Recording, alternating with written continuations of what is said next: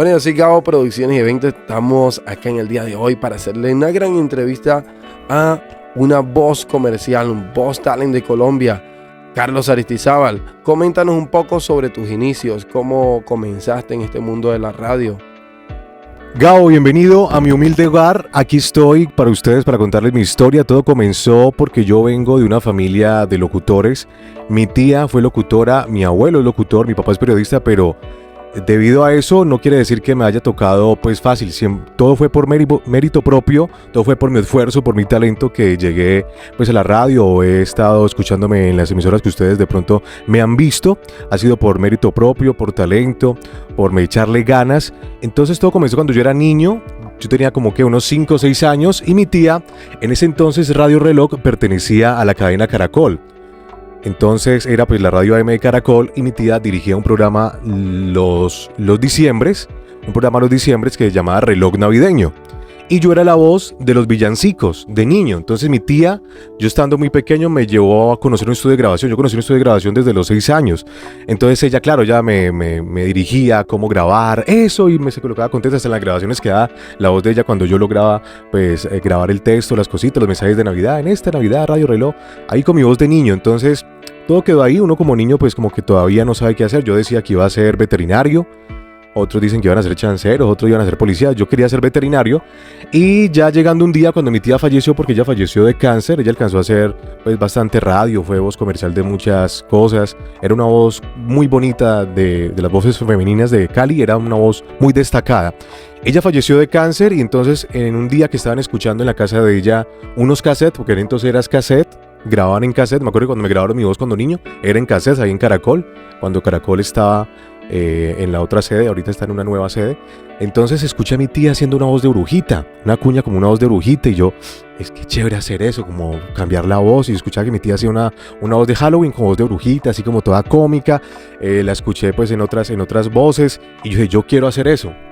Entonces tuve la fortuna de que mi papá ya cuando crecí, como a los 15 años, vio que me estaba despertando, pues como que me pica el bichito, dice, ¿no? El bichito de la radio, de la locución, y me regaló una consola. Ya tenía este computador, me regaló una consola y un micrófono.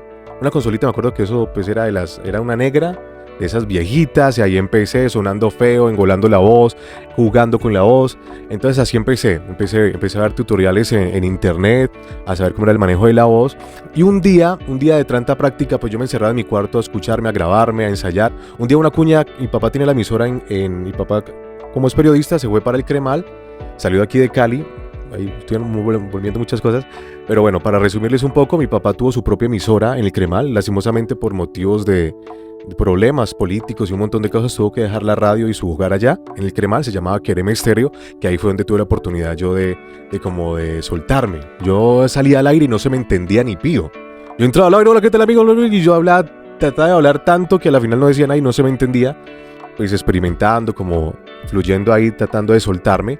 Y pues tuve la oportunidad de que mi padre me soltara pues los micrófonos y estar al aire ahí, hasta que ya hubo un momento en que se me dio.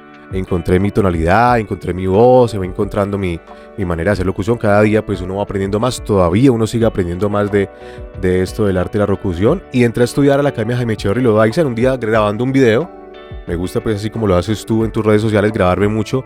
Entonces grabé un video y me vio Jaime Echeverry Loaiza y me dio la media beca para entrar a la Academia Jaime Echeverry Loaiza. Entonces ahí fue donde empecé a desarrollarme más, a aprender más cosas, que con la voz se puede hacer muchas cosas, tanto pues como el tema creativo, como el tema de locución comercial, como la animación. Y de ahí me descubrieron en la Red Sonora, que fue mi primera cadena radial, la primera emisora que me dio la oportunidad fue la Red Sonora, y entré como operador. Entonces yo lo hacía operador y había consolas todavía de perillas. Entonces entré como operador allí y de ahí aprendí en el Corrillo de Mao a operar en los partidos de fútbol que hacían desde el estadio. Entonces aprendí a operar, cómo funcionaba la radio, el programa, las cuñas, que las cuñas iban automáticas, que el proceso de meter un separador, de pisar, que cuando uno cometía un bache, entonces les decía, no, eso es un silencio autorizado. Los baches, aprendí que es un bache, aprendí todo lo que es de radio allí en la Red Sonora, gracias a esa oportunidad que me dio Jaime Echeverry Loaiza de estudiar en su academia. Wow, excelente, y me quedo asombrado porque comenzar en la radio y en ese mundo a los 6 años, o sea, es algo que no todo el mundo tiene la oportunidad de comenzar a esa edad, y eso yo creo que obviamente también se trae en las venas cuando una persona viene de padres que son músicos o que son atletas, siempre se va a destacar tal vez por esa parte. Entonces en tu caso, tuviste familias que fueron ya locutores y pues te arraigaron eso, empezaste de muy pequeño, y eso habla muchísimo de ti porque obviamente los años de experiencia que uno tiene, de repente otro dirá, no, pues si esa persona tiene muchos años, bien por él, pero no puedes meritar al que está comenzando ahorita. No, pero es que es un peso, o sea, para mí eso tiene muchísimo valor, que yo tengo mucho tiempo, pero vos me ganas, o sea, llevas mucho más trayectoria que yo. Entonces ahora yo empiezo a verte, empiezo a conocerte a través de las redes sociales y empiezo a buscar videos tuyos, empiezo a escucharte, empiezo a ver que trabajas en una emisora, en otra.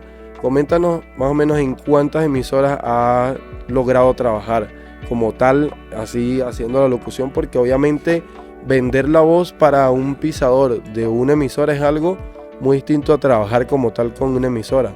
Creo que ese fue el primer comercial. Se me daba fácil pues hacer los comerciales, la intención que se le da a uno grabar una cuña. Entonces quise yo, claro, ser la voz de una emisora, fue mi primer sueño. Y la primera emisora que me brindó la oportunidad fue una emisora de Palmira, que aquí tengo el logo. Se llama Latina 104.9. Latina, creo que ahorita cambió el nombre, no sé si todavía es Latina, de Palmira, por ahí cerca de Palmira, un corregimiento de Palmira. Y entonces recuerdo que el director ya le decían El Pollo.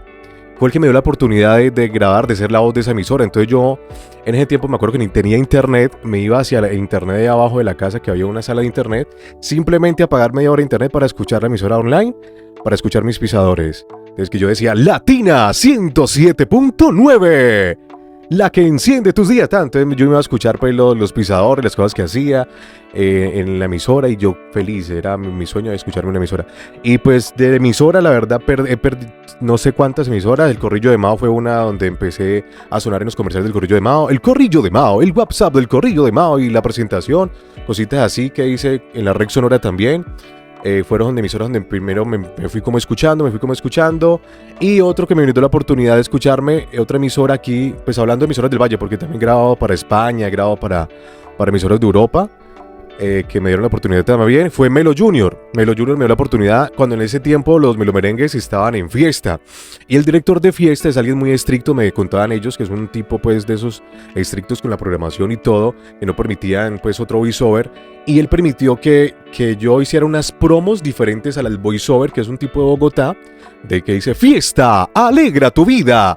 Entonces yo hice las promos de los melomerengues y él permitió que sonaran en mi voz en la emisora. Era algo pues que me decía Melo Junior, que es sorprendente, porque pues él no permitía otra voz que el voiceover original, ¿no? El tipo que está en Bogotá. Entonces ahí empecé a sonar en fiesta estéreo con los melomerengues, ya emisoras online, y bueno, de ahí para allá pues otras emisoras de otros corregimientos, y me fui para Manzanares, estuve en el Cauca, estuve trabajando en Sotomayor, Nariño, en La Poderosa, estuve en varias emisoras de Colombia, estuve andando un poco, me fui muy andariego.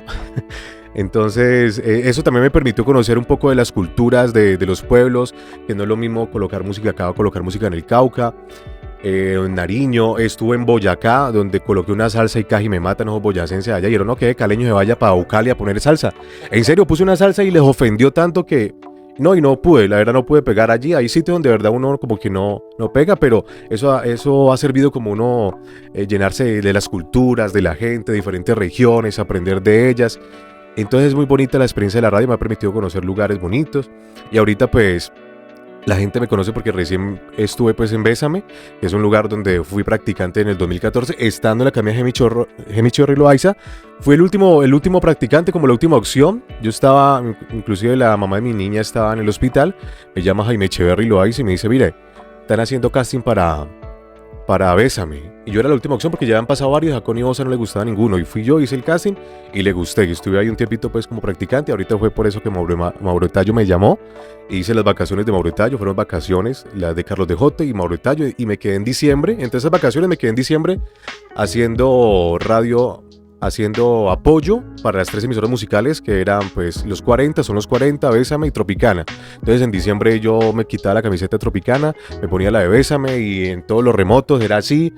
y tuve una experiencia muy bonita, pues ya en el sentir, pues como se dice, la presión de la radio, porque una cosa es hacer radio en un pueblo, una cosa es hacer radio online, y una cosa es la radio como tal, pues de las emisoras, lo que es Olímpica, la primerísima, el tener la presión de la gente, el saber que vas al aire y tenés que ir bien limpio, o sea, la puesta al aire, vos no te puedes equivocar, o saber coger la gente, saber llegar al oyente. Entonces son cosas que lo llenan a uno, y esperamos seguir sonando la radio como lo hace mi abuelo en Radio Reloj en Noticias. El pistoletazo es mi abuelo, el que dice: alerta, atención, Cali, muerto a pistoletazo, un hombre que se moviliza en la motocicleta.